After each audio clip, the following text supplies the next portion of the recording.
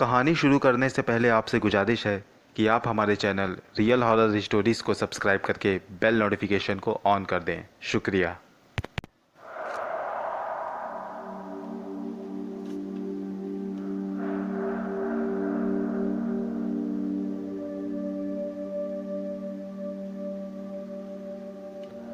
बच्चों की किलकारियां सुनकर मेरी आंख फिर खुल गई। मैं उठकर बैठ गया। बच्चों की आवाज़ें मुझे अभी भी सुनाई दे रही थी। मैं अपने बिस्तर से उठकर कमरे के बाहर गया तो देखा वहाँ बच्चे अभी भी खेल रहे हैं। मैं उनकी तरफ जैसे ही बढ़ा, वो सभी भागकर दरवाजे की तरफ चले गए। मैं उनके पीछे गया लेकिन वो वहाँ से गायब हो चुके थे। मेरा नाम कबीर है। मैं लखनऊ का रहने वाला हूँ। मैं लखनऊ में अकेले ही अपने मकान में रहता हूँ। मैंने ये मकान अभी मात्र 6 महीने पहले ख़रीदा है। ये घर मुझे काफ़ी अच्छे दामों में मिल गया और मुझे यहाँ किसी भी चीज़ की कोई दिक्कत नहीं हुई। असल में मुझे कभी किसी भी वक्त कोई भी परेशानी नहीं हुई। मैं जो भी चाहता वो आसानी से हो जाता। इसकी वजह थे मेरे पिताजी और उनकी सीख। मेरे पिताजी हमेशा गरीबों और अनाथ बच्चों का ख्याल रखते थे। वो अक्सर अनाथ आश्रम जाकर वहाँ के बच्चों को दान किया करते थे। ये सीख उन्होंने मुझे भी दी थी। उनका कहना था कि इन बच्चों की मदद करने से हमें काफ़ी दुआएं मिलती हैं, जिनसे हमें कभी भी किसी तरह की परेशानी नहीं होती। पिताजी की बात मानकर मैं भी बच्चों के लिए दान करता था। इसी वजह से मुझे कभी कोई परेशानी नहीं हुई। मगर अभी लगभग 4 महीने से मुझे बच्चों की किलकारियाँ सुनाई पड़ती थीं। कुछ छोटे छोटे बच्चे मेरे आंगन में आकर खेलते थे। ये मेरे साथ तब से होने लगा जब मैं एक रात को अपने दफ्तर से लौटा और घर का दरवाज़ा खोलने लगा। अभी मैंने चाबी ताले में लगाई ही थी कि मुझे बच्चों की आवाज़ें आईं, जैसे कि वो सब आपस में खेल रहे हों। मैं काफ़ी हैरान हुआ। मैंने सोचा, मेरे घर में बच्चे कैसे घुस सकते हैं? मेरे घर के अगल बगल भी कोई दूसरा घर नहीं था। जिस इलाके में मैं रहता था वहाँ थोड़ी थोड़ी दूरी पर घर बने हुए थे, इसलिए ये भी नहीं मुमकिन था कि किसी तरह पड़ोसियों के बच्चे मेरे घर में दाखिल हो सकें। मुझे उनकी आवाज़ें बिल्कुल साफ सुनाई पड़ रही थीं। मैंने दरवाज़ा खोला और आहिस्ता आहिस्ता अंदर दाखिल हुआ और मैंने अंदर जाकर देखा तो आंगन में छोटे छोटे बच्चे खेल रहे थे। वो बहुत खूबसूरत थे। उनमें छोटे छोटे लड़के लड़कियां थीं। मैं ये सोचकर हैरान था कि इन बच्चों को अंदर कौन लाया। मेरे घर का ताला तो बाहर से बंद था। मैंने पहले वहीं खड़े खड़े चारों ओर देखा तो सारे कमरे सही तरह से बंद पाए। फिर मैं उन बच्चों की तरफ बढ़ा। मुझे देखकर वो बच्चे वहाँ से भागने लगे और छत की तरफ चले गए। मैं भी भागकर उनके पीछे गया लेकिन उन्हें पकड़ ना पाया। मैंने छत पर जाकर देखा तो वो सब गायब हो चुके थे। मैं हैरान था कि वो छोटे बच्चे छत से किधर गायब हो गए। एक पल के लिए मेरे दिल में खौफ कायम हो गया। मैंने सोचा कि कहीं कोई भूत प्रेत बच्चों की शक्ल में तो नहीं मेरे घर में घुस आया। उस रात मुझे नींद नहीं आई। सारी रात करवटें बदलते हुए बीत गई। दिन में मैंने अपना सारा काम खत्म किया और सभी कमरों में अच्छे से ताला लगाकर अपने दफ्तर चला गया। दफ्तर में भी मैं सारी रात मैं दफ्तर में भी मैं उन बच्चों के बारे में सोचता रहा। रात को जब मैं अपने घर वापस लौटा तो फिर बच्चों की किलकारियां सुनी। मैं एक पल के लिए डर गया। फिर मैंने खुद को संभालते हुए आहिस्ता से ताला खोला। ताला खोलते ही बच्चों की आवाज़ें भी आना बंद हो गई। मैंने अंदर जाकर एक एक करके सारे कमरे चेक किए लेकिन वहाँ कोई नहीं मिला।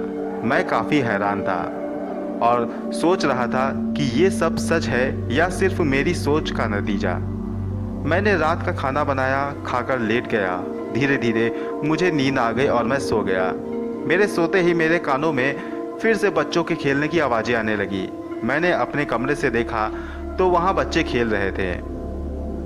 मैं काफ़ी देर तक उन्हें देखता रहा। फिर दबे पांव अपने कमरे से निकलकर उनके पीछे जाने लगा, लेकिन उन बच्चों को मेरे आने का पता चल गया और वो लोग फिर से वहाँ से भाग गए। अब मुझे लगने लगा कि उस घर में किसी भूत प्रेत का साया है। मैंने घर के पुराने मालिक से उस घर के बारे में बात की तो उसने बताया कि वहाँ कोई ऐसी बात नहीं है। ये बात मैंने अपने दफ्तर के एक साथी को बताई, लेकिन उसने मुझे ये कहकर वो बात मानने से इनकार कर दिया कि ये मेरा वहम है और मुझे किसी अच्छे दिमाग के डॉक्टर से मिलकर सलाह लेनी चाहिए। मैं खुद हैरान था ये सोचकर कि आखिर ये कैसे हो सकता है।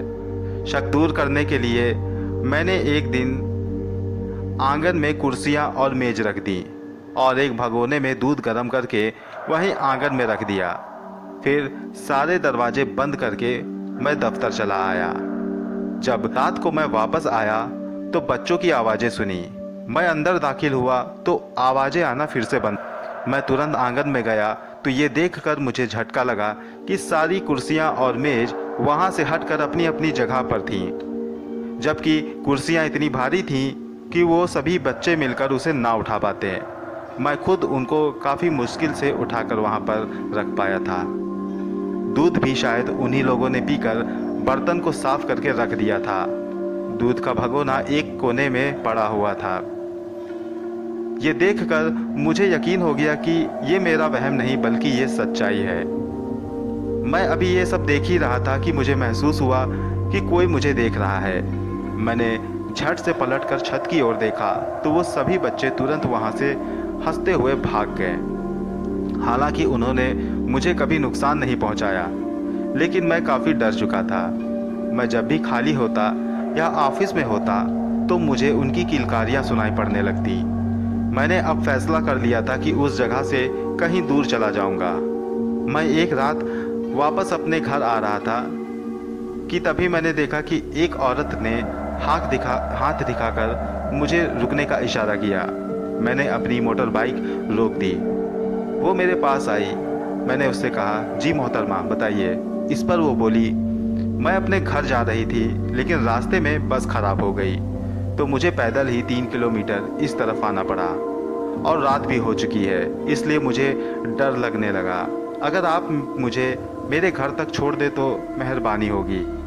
इतने सुनसान में एक औरत को इस तरह अनजान इंसान से लिफ्ट मांगते हुए देखकर मैं सोच में पड़ गया कि कहीं ये कोई चुड़ैल या प्रेत तो नहीं, या फिर किसी लुटेरे गिरोह से ताल्लुक़ तो नहीं रखती। मैंने उससे कहा, माफ़ कीजिए, मैं आपकी कोई मदद नहीं कर सकता। इतना कहकर मैंने अपनी बाइक स्टार्ट की और आगे बढ़ गया। वो मुझे रोकने का इशारा करती रही लेकिन मैं ना रुका। मुझे ऐसा करते हुए अच्छा नहीं लग रहा था। एक अकेली औरत को मैं सुनसान पर छोड़ आया था। अपनी साइड के शीशे से मैंने उस औरत को देखा तो वो सिर झुकाए हुए डरी सहमी सी पैदल ही चल रही थी। मुझे उस पर तरस आ गई। मैंने अपनी बाइक घुमाई और उसके पास चला आया और उसे अपनी बाइक पर बैठा लिया। उसने मेरा शुक्रिया अदा किया। फिर मैंने बाइक आगे बढ़ानी शुरू कर दी। बाइक चलाते हुए मैंने पूछा कि तुम कहाँ गई थी? वो बोली, मैं अपने रिश्तेदार के यहाँ गई थी। उसने अपना नाम नाज बताया और कहा कि उसका घर थोड़ी ही दूरी पर है। वो अपने बारे में बताती गई, लेकिन मैं खामोशी से उन्हीं बच्चों के बारे में सोच रहा था। कुछ दूर आकर उस औरत ने मुझे रुकने को कहा। मैंने बाइक रोक दी। वो बोली, मेरा घर पास ही है और मैं यहीं से चली जाऊंगी। आपका बहुत बहुत शुक्रिया। मैंने वहाँ आसपास देखा तो कोई बस्ती मुझे दिखाई नहीं दी। वो एक बाग की तरफ बढ़ने लगी। मैंने भी अपनी बाइक स्टार्ट करनी चाहिए, लेकिन मेरी बाइक स्टार्ट नहीं हुई। बार बार किक लगाता रहा, लेकिन वो जरा सी आवाज़ करके बंद हो जाती। ये देखकर वो औरत रुकी और वापस मेरे पास आकर बोली, लगता है आपकी मोटर बाइक ख़राब हो गई है। मैंने कहा, हाँ, पता नहीं क्यों ये स्टार्ट नहीं हो रही है। अभी कुछ दिन पहले ही मैंने इसकी मरम्मत करवाई थी। इस पर वो औरत बोली, आप मेरे साथ मेरे घर चलिए, मेरा घर थोड़ी ही दूर पर है। मेरे घर से मेरी घर की बाइक ले लीजिए और अपने घर चले जाइए। सुबह आकर इसे आप ठीक करवा लीजिएगा। मैं उसके साथ जाना तो नहीं चाहता था, लेकिन मजबूरी के कारण मुझे उसके साथ जाना पड़ा। मैं बाइक को घसीटते हुए उसके पीछे चलने लगा। हम लोग बरगद के पेड़ों के बीच में आ गए थे। वहाँ काफ़ी ज़्यादा घने बरगद के पेड़ लगे हुए थे। उनकी छाया बहुत ही ज़्यादा घनी थी। मुझे सिर्फ धुंधली सी वो औरत दिखाई पड़ रही थी। बरगद की छांव की अंधेरे में मुझे ठीक से रास्ता भी ना दिखाई पड़ रहा था। मैंने उससे कहा, आपका घर इतनी बियाबान में क्यों है? इस पर वो बोली, बियाबान नहीं साहब, आप आगे चलकर देखिए, पूरी बस्ती आबाद है। मैं उसके पीछे चलता रहा। फिर एक कब्रिस्तान के पास आकर उसने मुझे रोका। मैंने कहा, क्या हुआ, आप यहाँ क्यों रुक गई? इस पर वो ठहाके मारकर हंसने लगी और बोली, मेरी मंजिल आ गई है और तेरी मौत भी। इतना कहकर वो मेरी तरफ पलटी तो उसका भयानक चेहरा देखकर मेरी चीख निकल गई। वो अब एक खौफनाक डायन में तब्दील हो चुकी थी। खौफ से मेरे हाथ पांव ढीले पड़ गए। मैं अपनी जगह से हिल भी ना पा रहा था। वो चुड़ैल धीरे धीरे मेरी तरफ बढ़ने लगी और मेरे पास आकर मेरा गला पकड़ लिया। वो तेजी से मेरा गला दबाने लगी। मेरा बदन तेजी से तपने लगा, जैसे कि किसी ने आग लगा दी हो। मैं दर्द से चीख उठा। मैंने किसी तरह उसे धक्का दिया और वहाँ से भागने लगा, लेकिन किसी पत्थर से टकरा कर मैं दोबारा ज़मीन पर गिर गया। मैंने देखा कि मैं एक कब्र के पास पड़ा हुआ हूँ और उस कब्र से एक हाथ निकला जिसने मेरा पैर पकड़ लिया।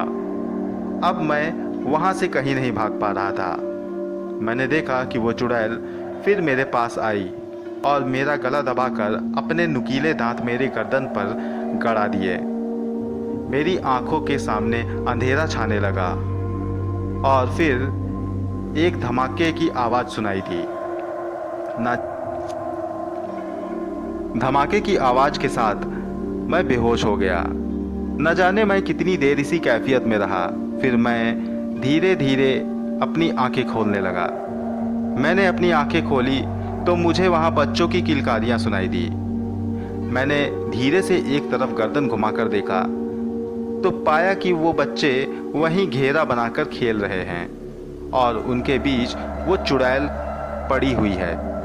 फिर उन बच्चों ने उस चुड़ैल को उठाकर एक कब्र में फेंक दिया। चुड़ैल जैसे ही उस कब्र में गिरी, वहाँ से आग की लपटें उठनी शुरू हो गई।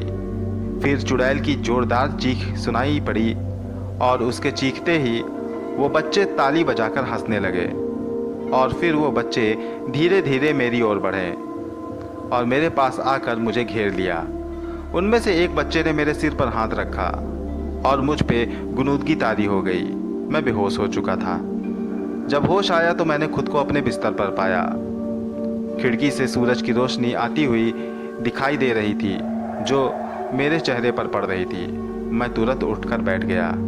रात का हादसा मुझे याद आया तो मेरे बदन में सनसनी सी दौड़ गई।